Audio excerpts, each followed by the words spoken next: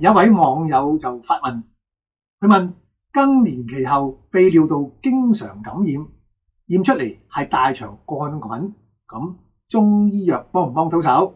答案當然係中醫藥幫到手啦。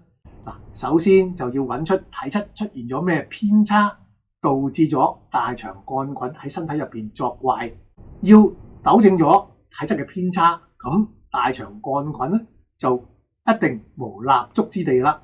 如果唔糾正體質，一味依賴抗生素嘅話，一來就傷身，二嚟細菌暫時消失咗，但係好大機會再出現嘅。正如家居環境清潔明亮，又點會有老鼠同曱甴呢？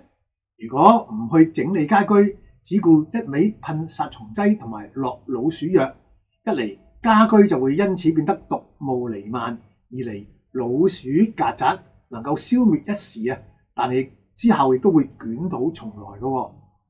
咁大家就可能追問啦，呢一位網友嘅體質究竟出現咗咩嘅偏差，導致尿道經常感染大腸桿菌呢？咁就需要先做望聞問切嘅診斷，先至能夠俾出準確嘅答案嘅。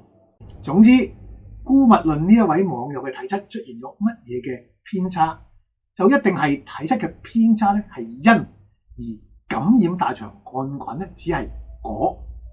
只要將因消除咧，咁果就一定隨之而消失嘅。咁就係中醫所講，經常強調嘅治病必求於本啦。當身體入邊有細菌或者病毒作怪嘅時候，究竟中醫藥可唔可以幫到手呢？我之前拍過一條片，主題係論殺菌，一山還有一山高，片入邊就已經提供咗答案啦。大家可以點擊下邊嘅連結收睇重溫。好，今次講到呢度先，下次再見。支持中醫幫到你，讓中醫智慧家傳戶曉。請訂閱、讚好同埋分享開去，記得撳埋個鐘仔，以後就會收到最新片段㗎喇。